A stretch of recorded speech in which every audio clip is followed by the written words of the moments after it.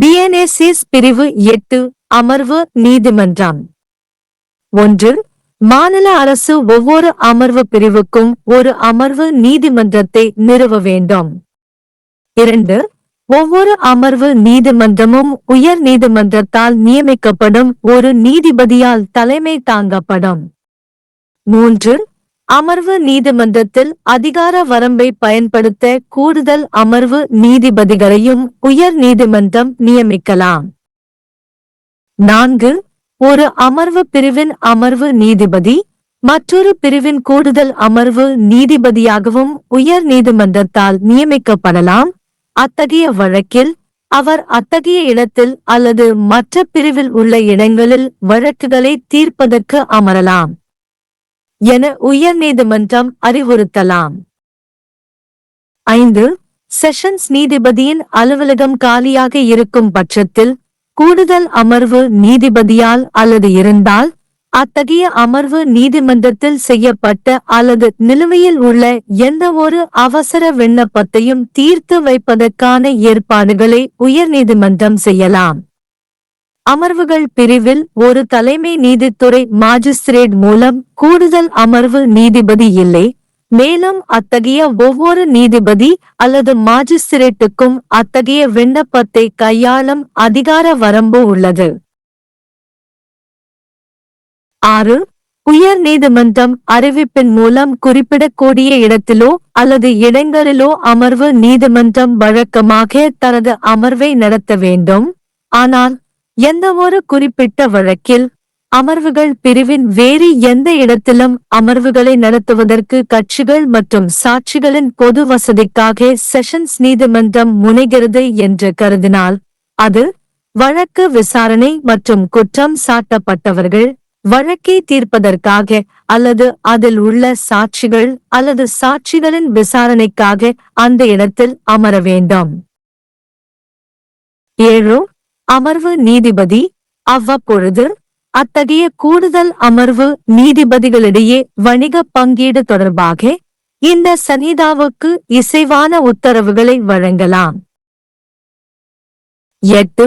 அமர்வு நீதிபதி எந்த அவசர விண்ணப்பத்தையும் அவர் இல்லாத பட்சத்தில் அல்லது செயல்பட இயலாமையின் போது கூடுதல் அமர்வு நீதிபதி அல்லது கூடுதல் அமர்வு நீதிபதி இல்லாத பட்சத்தில் தலைமை நீதித்துறை மாஜிஸ்திரேட் மூலம் மற்றும் அத்தகைய நீதிபதி அல்லது மாஜிஸ்திரேட் அத்தகைய விண்ணப்பத்தை கையாளும் அதிகார வரம்பு கொண்டவராக கருதப்படுவார்.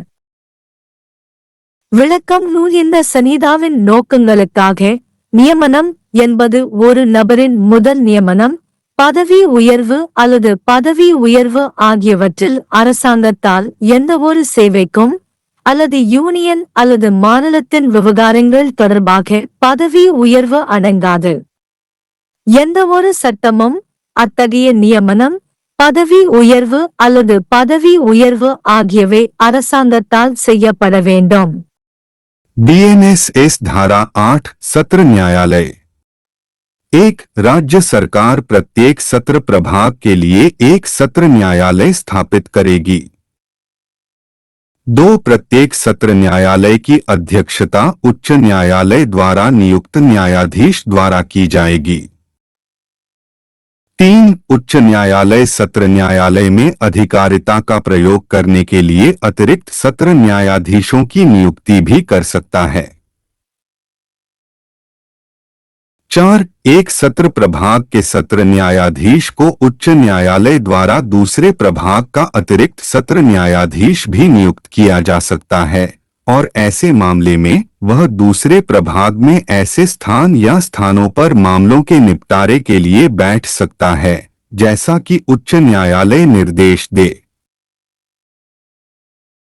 5. जहां सत्र न्यायाधीश का पद रिक्त है वहां उच्च न्यायालय किसी ऐसे अत्यावश्यक आवेदन के निपटारे की व्यवस्था कर सकता है जो ऐसे सत्र न्यायालय के समक्ष किसी अतिरिक्त सत्र न्यायाधीश द्वारा या यदि कोई अतिरिक्त सत्र न्यायाधीश न हो तो सत्र प्रभाग में किसी मुख्य न्यायिक मजिस्ट्रेट द्वारा किया गया हो या लंबित हो और प्रत्येक ऐसे न्यायाधीश या मजिस्ट्रेट को ऐसे किसी आवेदन पर विचार करने का अधिकार होगा.